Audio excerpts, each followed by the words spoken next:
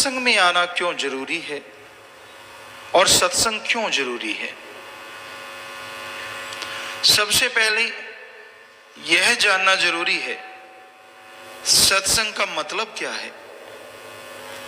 यहां एक ओम हरि अल्लाह वाहिगुरु गॉड खुदा रब जो कि सच है उसी की चर्चा होती हो, रीत कुरीत के बारे में बताया जाता हो और इंसान को सच्चाई पे चलने के निर्देश दिए जाते हों, हकीकत बताई जाती हो, जीवन जीने की शैली समझाई जाती हो। इस जन्म में रहते हुए कैसे परमानंद, कैसे खुशियां हासिल कर सकते हो, कैसे गम चिंता टेंशन बीमारियों से मुक्ति हासिल होती है, कैसे आवागमन से आजादी मिल सकती है, इन सारी बातों का कहीं जवाब मिलता है तो वो है सत्संग। सत्संग में सब कुछ समझाया जाता है, मालिक की चर्चा की जाती है, लेकिन बदले में किसी से कुछ लिया नहीं जाता। अगर आपको समझा के बदले में कुछ ले लिया जाए तो वो सत्संग नहीं, वो तो सौदेबाजी हो गई। सत्संग वही है यहां एक मालिक की चर्चा हो और कोई पैसा, कोई चढ़ावा, किसी भी तरह की कोई गर्ज ना हो। तो सत्संग में जो जीव चल के आते हैं वही समझ पाते हैं असलियत क्या है और अमल किस पे करना है। तो सत्संग ऐसा संग है यहां पे आत्मा पे मालिक का रंग चढ़ता है। सत्संग के बिना परमार्थ की चाह नहीं उठती। इस दुनिया में अरबों लोग हैं, खरबों लोग हैं, सृष्टि में आत्माएं हैं, लेकिन भाग्यशाली वही बनती हैं जो सत्संग में चल के आती हैं। पता नहीं यहां से कितनी बस, मोटरें, गाड़ियां इस रोड से गुजरती हैं, उसमें सवार कितने लोग यहां से गुजर जाते हैं और कोई देश से ही नहीं विदेशों से आके भी लाभ उठा जाता है और किसी आसपास वाले के कान पे जू नहीं सरकती। ये है कर्म, ये है खुद मुख्तियारी का फायदा या नुकसान। जो चल के आ गए वो भाग्य जरूर बनाएंगे, क्योंकि धर्मों में लिखा है जिस पे भगवान की कृपा होती है और खुद मुख्तियारी का फायदा उठाता है वही सत्संग में चल के आता है। तो आप लोग जो भी सत्संग में चल के आए हैं, भावना चाहे कोई भी है, लेकिन अगर पवित्र भावना लेके आए हो, ज्ञान हासिल करने आए हो, खुले दिमाग से आके सजे हो, बैठे हो, तो यकीनन परमानंद की प्राप्ति भी कर पाओगे। अगर गलत भावना है, पता नहीं यहां कैसे कैसे लोग किस तरह से आते हैं, तो उस भावना का आपको फल नहीं मिलने वाला। आप बुरी सोच लेके आए हो, कोई जेब काटने, पता नहीं किस तरह के लोग यहां पे आते हैं, वो तो मालिक जानता है। तो ये नहीं है कि उन्हें उसमें कोई तरक्की या खुशियां या अंदर से आत्मिक शांति मिलेगी। आत्मिक शांति तो उसे मिलेगी जो परमार्थ की चाह लेके बैठे हैं कि हाँ भाई, हमने सुनना है हमें जीवन में क्या करना चाहिए, जिंदगी में क्या करना चाहिए, क्या नहीं करना चाहिए, किन बातों पे ध्यान देना चाहिए और किन को छोड़ना चाहिए। तो जो सुनते हैं पता तो उन्हीं को चलेगा और सुनेंगे वो ही जो सत्संग में आके बैठेंगे। सत्संग में आएंगे नहीं तो सुनेंगे कैसे, सुनेंगे नहीं तो अमल कैसे करेंगे। जमींदारों में एक कहावत है, खरबूजे को देख के खरबूजा रंग पकड़ता है। जैसा संग करते हो वैसा रंग लाजमी चढ़ता है। इसलिए संग सोहबत पे संत बहुत जोर देते हैं। संत पीर फकीर सारी सृष्टि से प्यार करने वाले होते हैं, उनका किसी से कोई बैर विरोध हो ही नहीं सकता। पर इंसान संतों की सत्संग सुने, सिमरण करे। परम पिता जी ने एक भजन में लिखा है किसे गल्लों छड़दा ना संसार जी। उसके लास्ट में लिखा है कि अगर आप मालिक से खुशियां हासिल करना चाहते हो ताकि वो आपकी लाज रखे, आपको खुशियां दे, तो अगर आपके चारों तरफ मनमते लोग हैं तो बेहतर यही होगा मालिक से प्रीत रखो और सबसे बच के रहो, बुराई का संग ना करो, क्योंकि मनमते लोगों का संग मन को हवा देता है। यहां सारा दिन दुनियावी चर्चा, सारा दिन फजूल की बातें, सारा दिन अपने रास्ते से हटके जो बातें करते रहते हैं, वो खुद तो रास्ते से उखड़े हुए हैं, जो उनका संग करता है उनको भी उखाड़ देते हैं। इसलिए गलत सोहबत ना करो, अच्छी सोहबत करो। आपके बुजुर्ग अगर अच्छे हुए तो याद रखो कि आपके बुजुर्गों ने नेकी कमाई है, आपने भी उस रास्ते से चलना है, बल्कि उनसे बढ़ के नेकी कमानी है। और अगर आपके बुजुर्ग बार गलत चले गए, कोई पाप कर्म करके चले गए, तो यह सोचो कि हम नेकी करेंगे, भलाई करेंगे और उनकी मुक्ति हमारी वजह से हो। ये हमारे लिए माँ बाप का ऋण उतारने से बढ़ के कोई चीज नहीं हो सकती।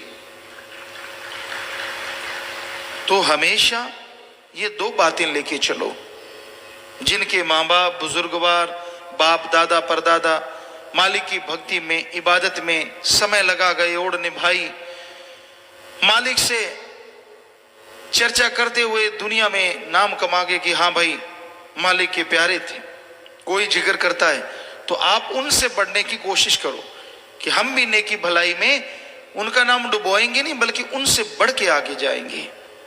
और जैसा आपको बोला, अगर कोई बुराई कर गया तो उनकी मुक्ति का कारण आप बनो, इससे बड़ी कोई बात ही नहीं हो सकती।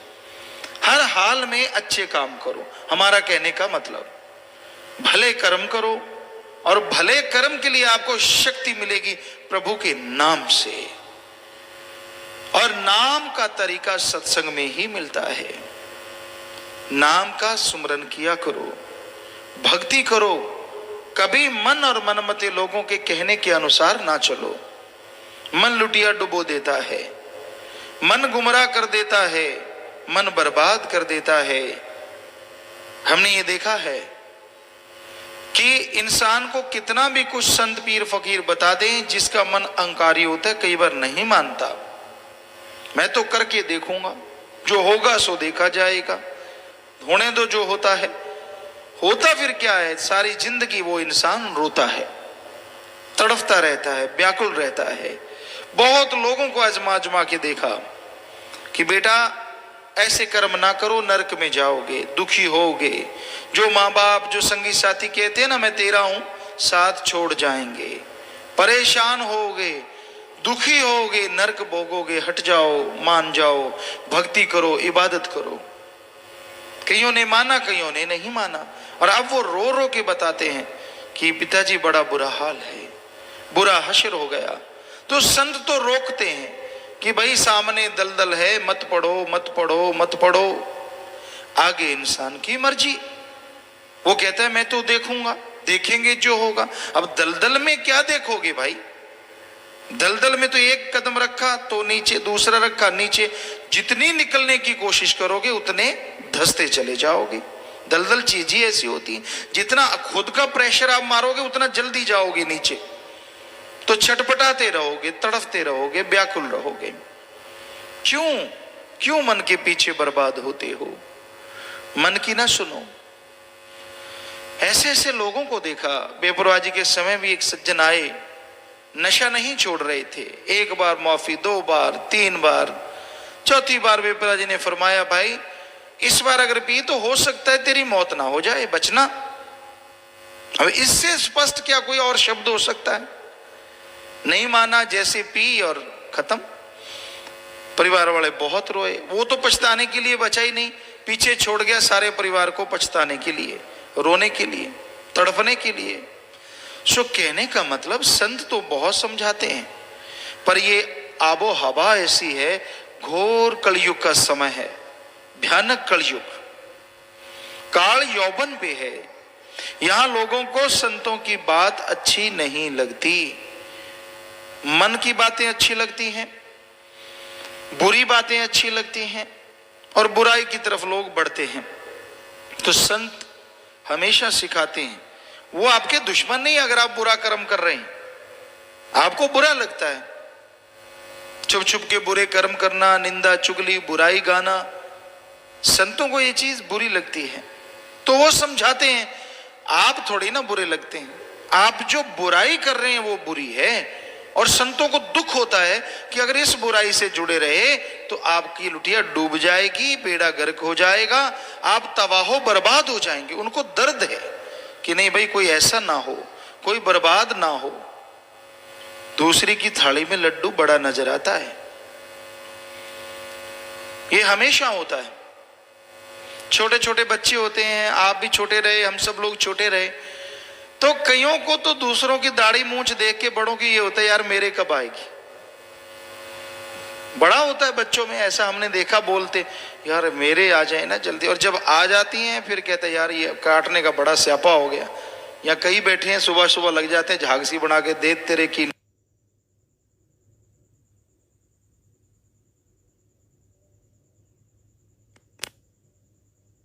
बात करते हैं कि जब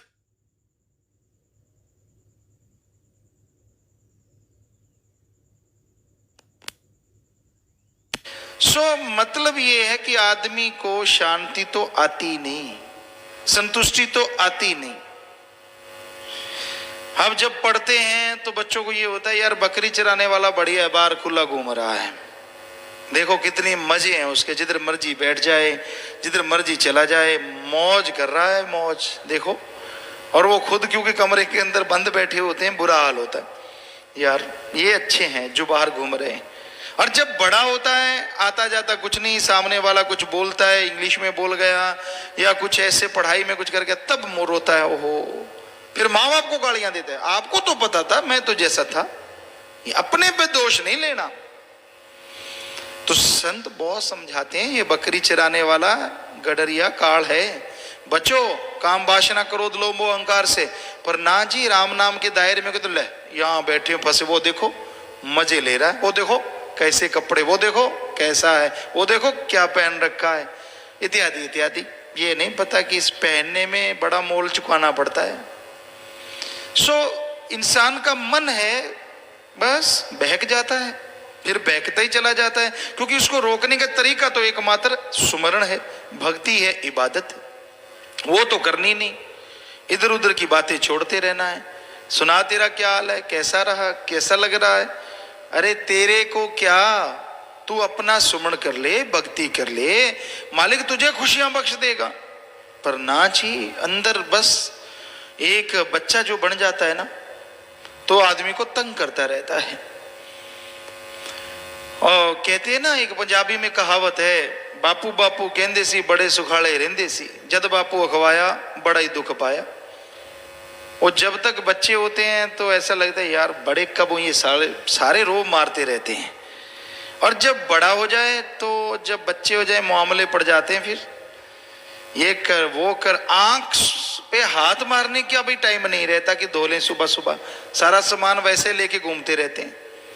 क्योंकि चक्कर तो ये पड़ा होता है, खिलाएंगे क्या, खिलाएंगे क्या, कहाँ से लाएं, क्या पहनाएंगे, क्या खिलाएंगे, तो मामले पड़ जाते हैं। तब पता चलता है नहीं यार वो टाइम तो वही था, कोई फिक्र ही नहीं था। तो जब तक अपने माँ बाप की छत्र छाया में बच्चा होता है, उससे संतुष्टि नहीं होती, यही होता है कि मैं बड़ा बनूं, मेरे हाथ में ये हो।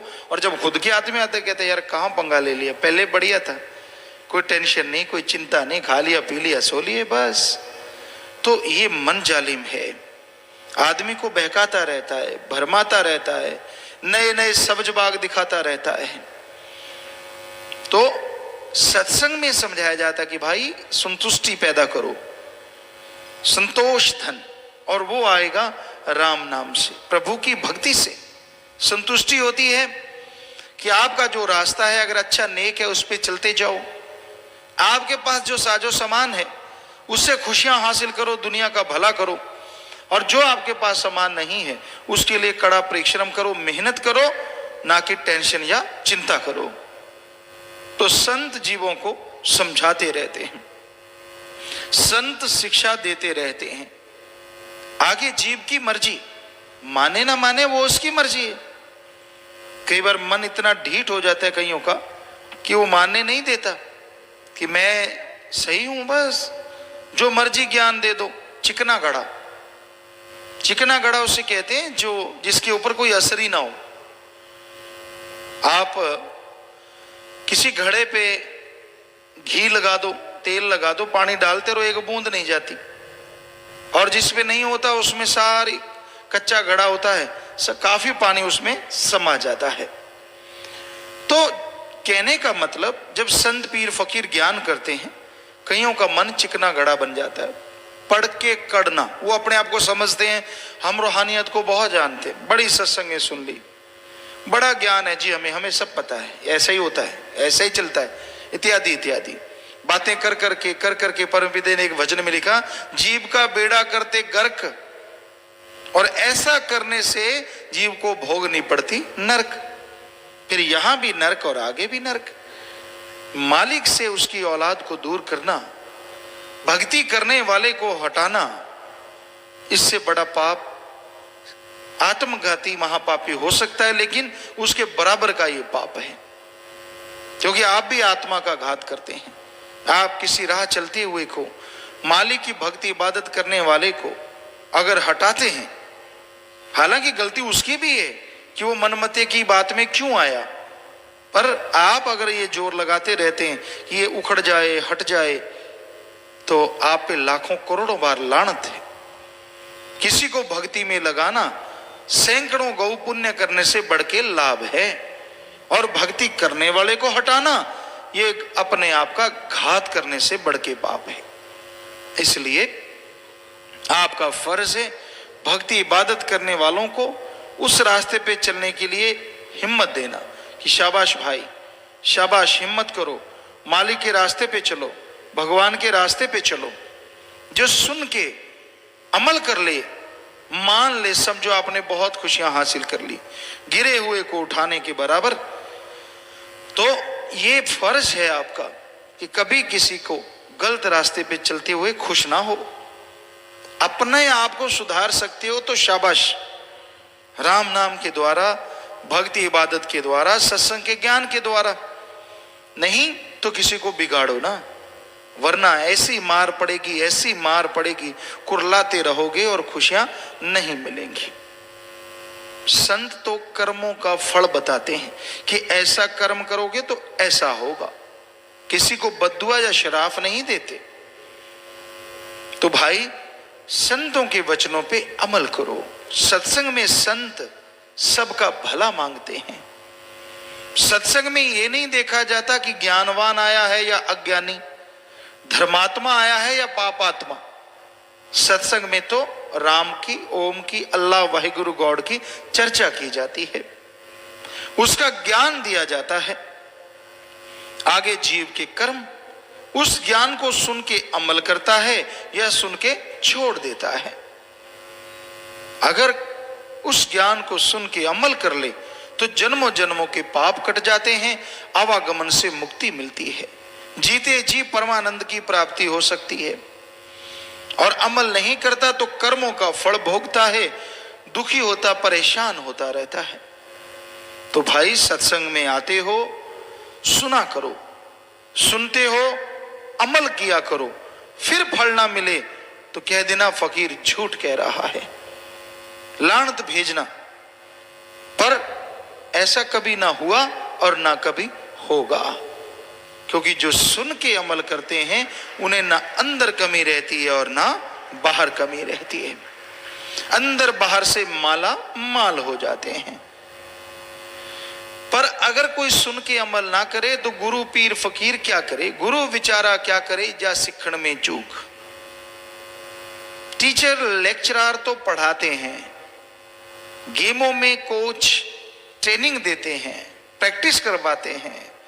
अब अगर कोई प्लेयर फॉलो ही ना करे, खुराक ही ना खाए, प्रैक्टिस ना करे, तो अगर वो रह जाता है तो कोच को लानत देना गलत है।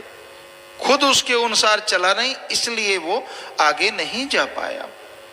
तो संतों के वचन सुनो, अमल करो तो बेड़ा पार है। सत्संग में जन्मों जन्मों के पाप कर्म कटते हैं, आवागमन से मुक्ति मिलती है, परमानंद मिलता है, बिगड़े काम बनते हैं, बीमारियां कट जाती हैं। कोई भी टेंशन, कोई भी परेशानी, कोई भी प्रॉब्लम है, उसका सॉल्यूशन जरूर मिलता है। ये कैसे संभव है, कैसे होता है ये? अगर आप बुद्धिजीवी हैं, विज्ञान को मानते, पढ़े लिखे ज्यादा हैं, धर्म को नहीं मानते, तो हम आपको वैज्ञानिक तरीके से समझाते हैं, क्योंकि धर्म महाविज्ञान है। विज्ञान में, साइंस में ये माना जाता है कि इंसान अपने दिमाग का 10 से 15% ही यूज करता है, प्रयोग करता है, यूज में लाता है, उपयोग में लाता है। बाकी 80, 85-90% दिमाग बेचारा जैसा आता है वैसे ही वापस चला जाता है, इससे काम नहीं लेता। ये साइंस का मानना है। 10 से 15% होता क्या है, जैसे आप सुमरन करते हैं तो आपका विल पावर बढ़ता है, आत्मविश्वास। और आत्मविश्वास जब चरम सीमा पे पहुंचता है तो आपका दिमाग तो काम कर रहा था, आप इस्तेमाल में नहीं लाते, तो आप फिर इस दिमाग को ज्यादा इस्तेमाल में लाना शुरू कर देते हैं, पर वो भलाई नेकी की तरफ, बुराई की तरफ नहीं। मान लीजिए आपको कोई प्रॉब्लम है, कोई टेंशन है, कोई चिंता है, और चिंता का कारण क्या होता है? उसका कारण होता है कि आपके अंदर कोई सवाल खड़ा हुआ, आपको कोई परेशानी आई, कोई मुश्किल आई, और आपने खूब जोर लगाया, खूब सोचा, खूब ध्यान दिया, लेकिन आपका दिमाग, आपका माइंड कोई आंसर नहीं दे पाता, कोई जवाब नहीं दे पाता, उस समस्या का, उस प्रॉब्लम का कोई सॉल्यूशन नहीं दे पाता। जब आपको आपकी समस्या का, आपके सवाल का जवाब आपका दिमाग नहीं देता, तो वो सवाल, वो समस्या, परेशानी आपके अंदर बार बार घूमती है, वो सवाल आपके दिमाग में बार बार आता है। जितनी बार ये सवाल आपके दिमाग में टकराता है, उठता है, उतनी ही परेशानियां, उतनी ही चिंताएं आपकी बढ़ती चली जाती हैं, और आप परेशान हो जाते हैं, मुश्किल में पड़ जाते हैं। लेकिन आप जैसे जैसे वो सवालात, जैसे जैसे वो परेशानी आपके अंदर घूमती जाती है, घूमती जाती है, आपकी टेंशन, आपकी परेशानियां और बढ़ती जाती हैं, क्योंकि उस परेशानी का जवाब तो आपको मिल नहीं रहा, रास्ता तो आपको मिल नहीं रहा। तो आपका दिमाग एक टाइम जवाब दे देता है कि ना भाई, मेरे पास तेरे इस सवाल का, तेरी इस परेशानी का कोई जवाब नहीं। तो आपके अंदर टेंशन चरम सीमा पे पहुंचती है, और फिर आपको नींद आनी बंद हो जाती है, ढंग से नींद नहीं आती। नशा लेते हो, कभी कोई दवाई लेता है, कोई जागता रहता है, परेशानी, कभी नींद ज्यादा आती है, कभी कम आती है, तो उससे आपको टेंशन होने लगती है। इसको बोलते टेंशन, चिंता। फिर क्या होता है? संत कहते सुमन करो। सुमन करते हैं, परमार्थ भले काम करते हैं, सेवा करते हैं, उससे आत्मबल मिलता है, और आत्मबल मिलने से आदमी के दिमाग को आदमी ज्यादा इस्तेमाल में लाता है। जो दिमाग आपका रुपए में 15 पैसे काम कर रहा था, वो 25 पैसे करेगा। 15 पैसे में जिस समस्या का आपको जवाब नहीं मिल रहा था, जब दिमाग की शक्ति 25% आपने यूज की, 25 पैसे आपने इस्तेमाल में लाई, तो जो समस्या का जवाब 15 पैसे में नहीं मिल रहा था, वो 25 पैसे में जरूर मिलेगा। मालिक अंदर से ही आपकी समस्या का, आपकी टेंशन का जवाब आपको दे देगा। आप समस्या से आजाद हो जाएंगे और गम चिंता से मुक्ति मिल जाएगी। तो इस तरह काम करता है अल्लाह वाहिगुरु राम का नाम। चाहे उसे वैज्ञानिक दृष्टिकोण से देख लो, चाहे उसे धार्मिक दृष्टिकोण से देख लो, पर कोई सुमरनी ना करे, कोई सेवा ही ना करे, मनमते ही चलता जाए, मनमते ही चलता जाए, तो फिर बताओ संत क्या करें? संत तो एक गाइड हैं। चौरस्ते में खड़े हैं, आप आके पूछते हो जी शॉर्टकट रास्ता कौन सा है? भाई ये सीधा रास्ता है। कहते ये वाला खड्डे हैं, ये वाला दलदल है। कहते ना, मैं तो खड्डे वालों में जाके देखूंगा। ले जाओ गाड़ी, शॉकर टूट गई, वायरिंग टूट गई, वापिस आ जाओगे, रोओगे खड़े खड़े वहां।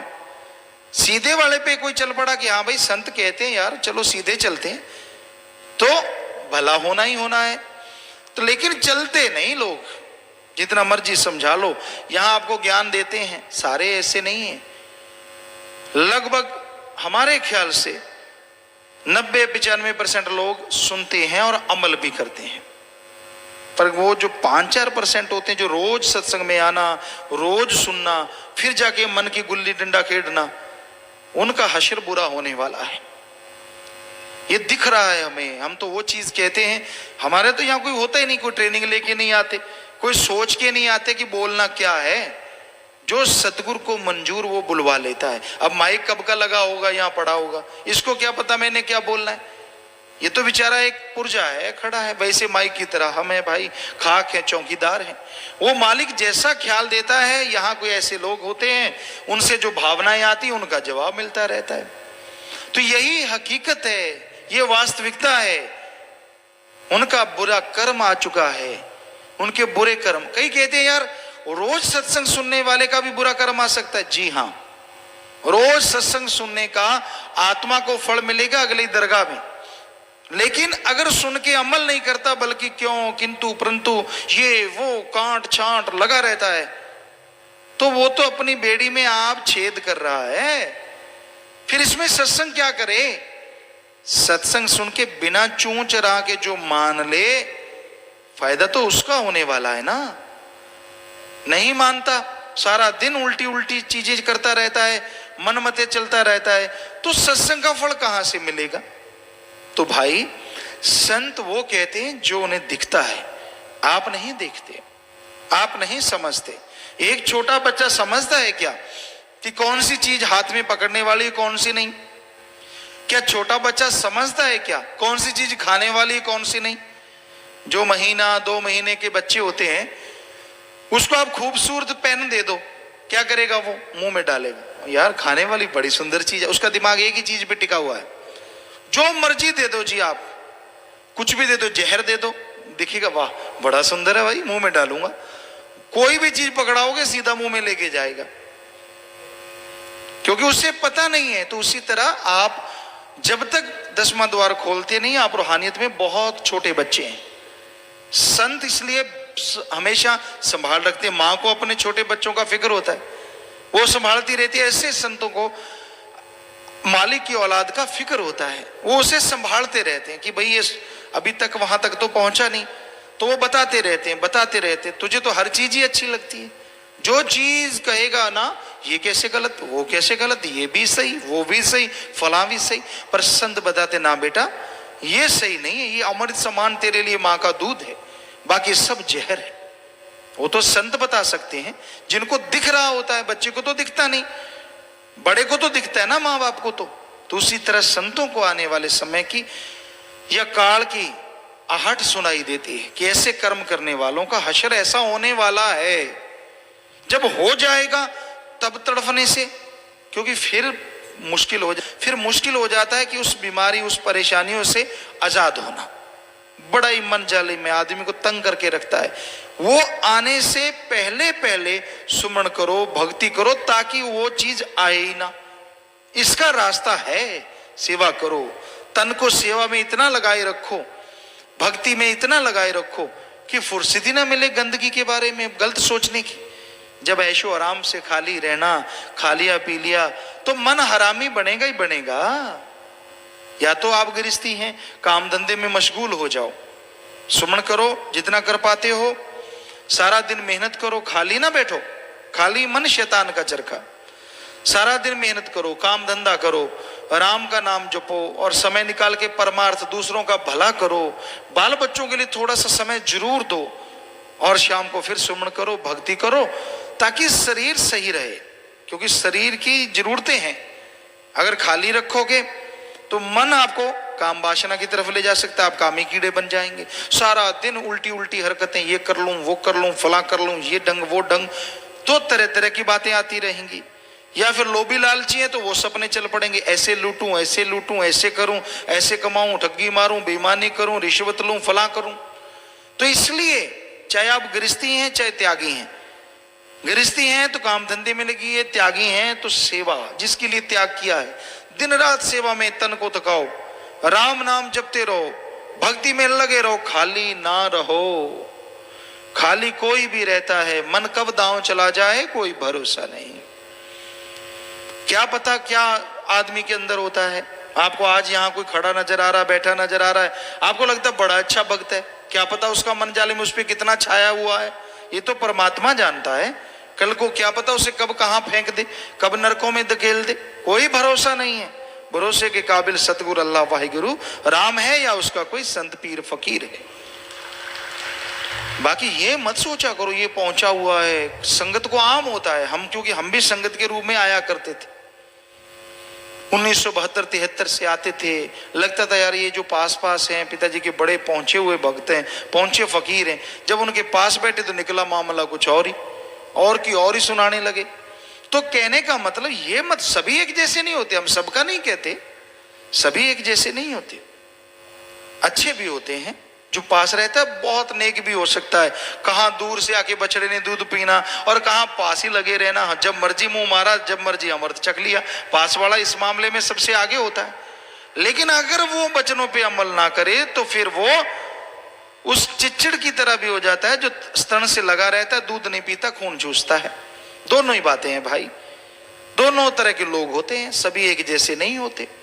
इसलिए ये मत देखो कौन कैसा है, क्योंकि कई बार उनको होता है कि हमने तो बहुत सुना पास रह के, ये सुना वो सुना फला सुना, क्योंकि जब उनका मन ही काबू में नहीं तो संतों की बात उनको साधारण लगती रहती है। मैंने ऐसे बोला, मैंने ऐसे मुझे ये किया वो किया फला किया, अपने दिमाग को इतना बड़ा समझते हैं, इतना बड़ा चालाक बन जाते हैं कि लगता है बाकी सारे बेवकूफ हैं।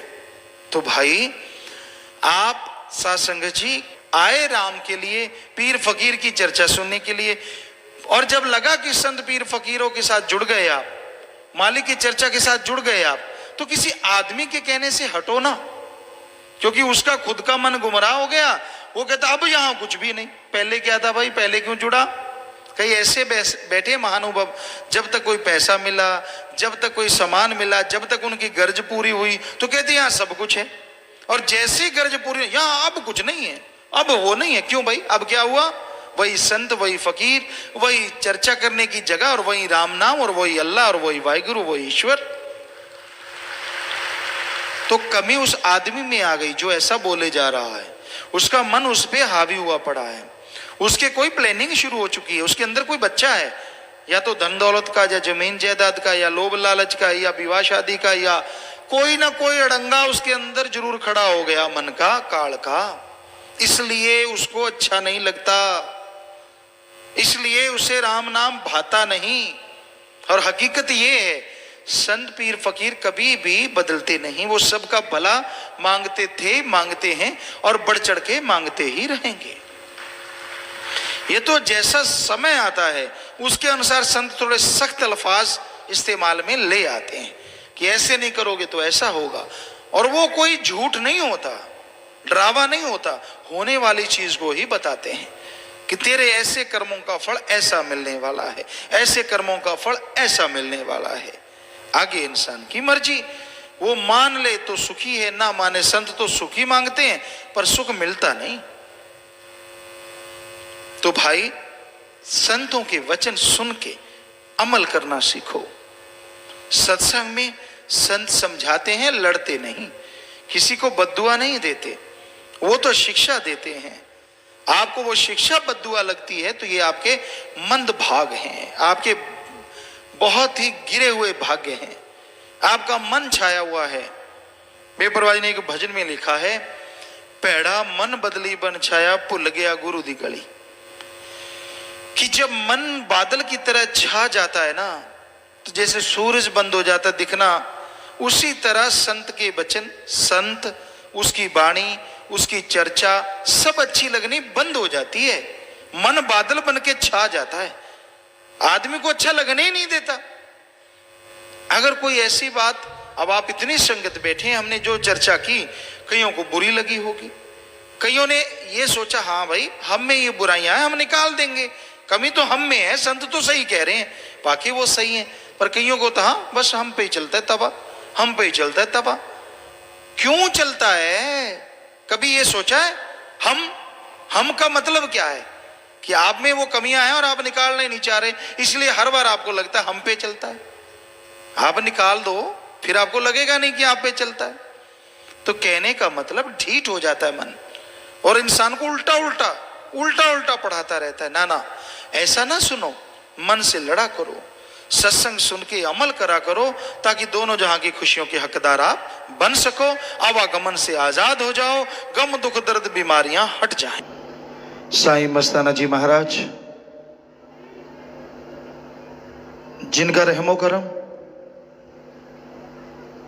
जीवों पे ऐसे बरसा जिसका बयान लिख बोल के किया नहीं जा सकता। साईं दाता रहबर ने यह सच्चा सौदा बनाया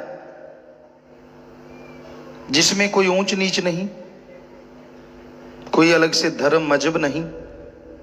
आप जिस भी धर्म के हैं, आइए, आपका स्वागत है। मालिक से जोड़ना सिखाया, और मेरे मौला दाता रहबर ने ये बताया कि परमपिता परमात्मा को पाना है, और पाने के लिए बड़ा ही आसान तरीका गुरु मंत्र, जिस पे कोई पैसा नहीं लगता, कोई चढ़ावा नहीं लगता। जिस मर्जी धर्म में रहो, जैसा मर्जी पहनावा पहनो, बस परमपिता परमात्मा के नाम का सुमरन करो, तो वो भगवान, वो अल्लाह, वो गॉड आपको जरूर मिल जाएगा। साईं जी ने बिल्कुल सादगी से रूहानियत के बादशाह मालिक दाता रहबर ने ये दिखाया, और ये भी कि जब वो श्रावण शाह साईं जी से रब्बी नूरे जलाल लेके आए, वो तो पर्दा होता है, क्योंकि बचपन से ही संत मालिक स्वरूप होते हैं। तो बेपरवाह साईं मस्ताना जी महाराज, दाता रहबर मालिक, जब खजाना लेके आए तो श्रावण शाह जी ने जब ये फरमाया कि जा मस्ताना शाह बागड़ को तार, तो साईं जी कहने लगे, मेरी भाषा और यहाँ की भाषा में बहुत फर्क है। मैं बोलूंगा, हे मेरे मक्खन मलाई दाता, कैसे लोगों को समझाएगा? तो श्रावण शाह जी ने कहा, जा मस्ताना शाह, तेरी आवाज खुदा की आवाज होगी। तो मस्ताना जी महाराज इधर फिफाना साइड में सत्संग करने गए, लालगढ़, लालपुरा, फिफाना इधर साइडों में तो बागड़ी लोग थे। मस्ताना जी महाराज सत्संग सुनाने लगे, मिक्स भाषा में सत्संग सुनाते थे। तो मस्ताना जी महाराज कहने लगे, भाई आपको समझ आती है ना बरी? तो उनमें से बागड़ी को खड़ा किया, बोल भाई आपको समझ आती है? हमारी समझ आती है जो बोलते हैं? तो उस बागड़ी ने हाथ जोड़ दिए, कहने लगा, बाबा आ तो मैंने ठाको नहीं थे के बोलो, पर थारी आवाज इतनी मीठी है, इतनी मीठी है, दिल करे सुनता ही जावा, सुनता ही जावा, सुनता ही जावा। मतलब कि हे बाबा, हमें ये तो नहीं पता आप क्या कह रहे हैं, उतनी समझ तो नहीं आ रही, लेकिन आपकी आवाज इतनी मीठी है कि दिल करता है बस आपको देखते रहें, सुनते रहें, बस और कोई काम ना हो। संत वचन पलटे नहीं, पलट जाए ब्रह्मांड। तो साईं जी ने जो वचन किए, हूबहू प्रत्यक्ष में मस्ताना जी महाराज की आवाज वो आवाज बनी जो आज करोड़ों में पहुंच चुकी है। सच्चे सौदे के मुरीद पूरे दुनिया में आज 4.5 से 5 करोड़ लोग हैं, और ये भी उन्हीं के वचनों से हैं। हमारे पास कोई जादू नहीं है, हम तो खाकसार हैं, आपके चौकीदार हैं, आपके सेवादार हैं। वो दाता रहबर के वचन कि बारी देखना, जब यहां से गुजरे थे, आपको कल परसों सुनाया, यहां बहुत बड़े बड़े टीले थे 25-30 फुट ऊंचे, तो साथ में बागड़ी लोग ही थे। यहां जा रहे थे नेजिया में, तो पगडंडी थी, यहां से ये रोड वगैरह नहीं थी जो आज रोड है, तो पगडंडी से जा रहे थे और यहाँ गुफा है, इसके आसपास एक खेरड़ी थी, वहां खड़े होके मस्ताना जी महाराज कहने लगे, बारी देखो जिधर निगाह जाती है सात संगति सात संगत, बेगू तक थाली फेंको नीचे नहीं गिरे, सरसा तक फेंको नीचे नहीं गिरी। वो बागड़ी ने इधर उधर देखा, वहां आम आदमी तो आम आदमी है ना, कहने लगा बाबा माने तो की को नहीं नजर आ रहा, टीला ही टीला टिब्बड़ी टिब्बड़ पड़ा है, दूर तक घनाई अरस आगे खेरड़ी खेरड़ी नजर आवे, की को नहीं नजर आवे, मतलब टीले टीले हैं, खेरड़ियां हैं, जंडियां हैं और कुछ नजर नहीं आ रहा। तो साईं जी कहने लगे, बारी तुझे नजर नहीं आता, इस बाटी ने भी नहीं देखना, लेकिन देखना सच्चे सौदे की रड़ बचेगी और यहाँ सचखंड का नमूना बनेगा। और साथ में वचन किए, दिन दुगनी रात चौगनी। साईं मस्ताना जी महाराज परम पिता शास्त्र नाम जी ने एक ही वचन कि हम थे, हम हैं, हम रहेंगे। तो ये बोला कि देखना भाई दिन दुगनी रात चौगनी, तो दोनों बाड़ियों ने वचन एक ही किए। और आज वो थाली अगर जनवरी के भंडारे में फेंकें तो यहां से लेके फतेहाबाद मानसा तक नीचे ना गिरे, क्योंकि दिन दुगनी रात चौगनी ये वचन थे उनके। हमारा कोई जादू टोना नहीं है, वो करने वाले और उन्होंने पूरे करने हैं, हम तो कुछ भी नहीं है। माइक थोड़े ना बोलता है, अगर आप सोचो माइक अकेला बोल रहा है तो हम चुप हो जाए तो ये नहीं बोलता, उसी तरह हम तो एक माइक की तरह हैं। जैसी में आवे खस्म की बाणी तैसड़ा करी ज्ञान भी लालो, जैसा वो सतगुरु मौला दाता रहबर बुलवाता है हम बोलते रहते हैं। और माइक की तरह हमें ऐसी कोई ताकत नहीं है कि हम आपको कुछ सुनाएं या कुछ बात समझाएं, पर वो मेरा दाता रहबर सब कुछ करन करावन हार है। वो दाता रहबर के आशिक जो होते हैं ना, उनको किसी का बुरा करना नहीं होता, किसी को कुछ नहीं कहना, बस इस जन्म में ये दो काम करो, एक नाम जपो और प्यार करो, किसी जीव का दिल ना दुखाना कभी, मौत याद रखो मालिक से डरो। आपस में प्यार करो, प्यार करना सिखाना, ईश्वर का नाम जपो, कभी किसी का दिल ना दुखाओ, मौत याद रखो और मालिक से डरो, ये सिखाया जाता है। और दृढ़ता से सच के राह पे चलना, प्यार मोहब्बत के राह पे चलना, सर्वधर्म संगम, सबका इज्जत करना, सत्कार करना, भला करो जितना हो सकता है।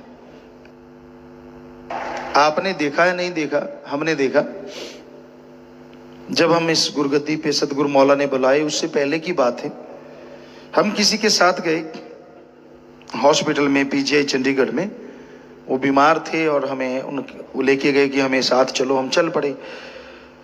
उनके सके भाई, ध्यान से सुनने वाली बात है, डॉक्टर बोला कि खूनदान चाहिए, इनको खून की जरूरत है, 1-2 बोतल जो भी चाहिए। तो उनके भाई का खून मैच कर गया, तो हमने कहा जी दे दो, क्या हर्ज है। कहने लगा बस मैं अभी देता हूं, बाथरूम जाके आता हूं। ऐसा बाथरूम गया कभी आया ही नहीं।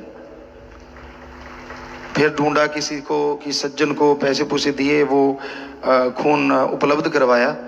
और आज उसी मस्ताना शाह दाता रहबर, शास्त्र नाम जी दाता रहबर की ये सासंगत, अजी खून तो चीज क्या है, 55,000 के 56,000 लोग गुर्दा दान करने को तैयार बैठे हैं।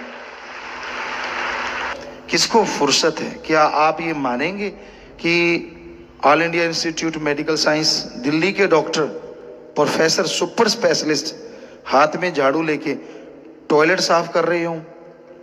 क्या आप ये मानेंगे कि उन्होंने सीवर की गंदगी निकाल डाली? ऐसा हो रहा है। क्यों हो रहा है? क्योंकि उन्हें मालिक अंदर से बहुत कुछ दे रहा है। वरना आप किसी को दिहाड़ी दो, दिहाड़ी पे भी कोई किसी की गंदगी साफ करने नहीं आता। और ये उस साईं का रहमो करम, दाता का रहमो करम, यहाँ बड़े बड़े डॉक्टर साहबान, जैसा आपको बताया था, हम गए सात संगत की 4-5 लाख के करीब, गंगा जी की जब सफाई हो रही थी, तो वहाँ मर्सिडीज बेंज बस आई, कई बसें आई, तो एक बस का बताया जिक्र हमें कि गुरुजी जैसे बस आई तो बस नेचुरली वो 1 करोड़ के करीब तो बस ही होती है, तो आसपास के पत्रकार जो लोग थे भाग के गए, भी ये विदेशी लोग आए हैं शायद यहाँ टूरिस्ट, क्योंकि आते रहते हैं वहाँ, कोई नई बात नहीं है। फिर भी जो वैसे लोग थे उन्होंने सोचा यार ये कौन है सेवा वालों में, तो जैसे उन्होंने देखा तो दरवाजा खोला, बीच में से झाड़ू लेके निकला। कहने का मतलब कोई अमीरी गरीबी नहीं, जिसने सेवा करनी है तो करनी है, उसको कोई लेना देना नहीं लोग क्या कहेंगे या क्या नहीं कहेंगे। तो ये बेपरवाही का रहमो करम है उनका कि लोग आज सेवा पे जुटे हुए हैं, जिसमें साथ संगत जुटी हुई है। पेड़ पौधे लगाना, खूनदान करना, आंखें देना, मरने के बाद शरीर दान करना, और जैसा आपने रिश्वत नहीं लेना, रिश्वत नहीं देना, और कोई भूखा को खाना खिलाना, कोई पागल रोड पे घूम रहा है उनका इलाज करवाना। साथ संगत ऐसे बेहद पूरी दुनिया में कार्य कर रही है, तो ये उसका रहमो करम है, उसकी दया में रहमत है। तो प्यारी साथ संगत जियो, ऐसे दाता रहबर का ये जन्म महीना है, तो एक बार फिर से हम आप सबको बहुत बहुत मुबारकबाद कहते हैं, बधाइयाँ देते हैं। और धन्य साईं मस्ताना जी महाराज, धन्य वो धरती और धन्य वो परिवार जिनमें उन्होंने जन्म लिया। हम सबको कोटन बार नमन करते हैं और मालिक से यही दुआ करते हैं कि हे मालिक, हे दाता रहबर, सबको खुशियों से लबरेज कर, सबकी झोलियां दया में रहमत से भर, सबके अंदर प्यार मोहब्बत पैदा कर। तू कर्ण करावनहार है, जो भटक जाता है नेकी के रास्ते से उनका हाथ पकड़ के नेकी पे चला, जो गुमराह है अल्लाह वाहिगुरु सदगुरु तेरे नाम से उनको नाम से जोड़, जो गमगीन है, दुखी है, परेशान है, चिंता से, बीमारियों से उनकी बीमारियां दूर कर। तो ये मालिक कर्ण करावनहार हैं जी।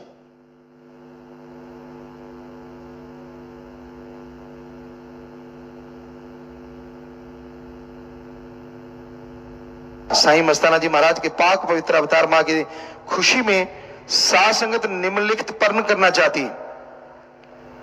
कभी किसी की मजदूरी, सैलरी या किसी का हक नहीं रखेंगे, उधार लेके यानी दबाएंगे नहीं, तो या फिर सैलरी देंगे तो देंगे ही देंगे सही टाइम पे। तो हाथ खड़ा करके पर्ण करें कि आप आइंदा ऐसा ही करेंगे जी। तो भगवान से दुआ करते हैं परमात्मा से कि भगवान अल्लाह राम आपकी झोलियां भरे, खुशियां दे और अलग से खुशियां भेजे। सो जोर से नारा लगा के हाथ नीचे कर ले, आशीर्वाद। हमें बड़ी खुशी है प्यारी साथ संगत जी, आप रोजाना पर्ण करते हैं, कोई बुराई छोड़ रहे हैं, हक की बात कर रहे हैं, तो ऐसी चीजें समाज में क्रांति लाने वाली हैं। बहुत भगवान आपको खुशियां दे, आशीर्वाद।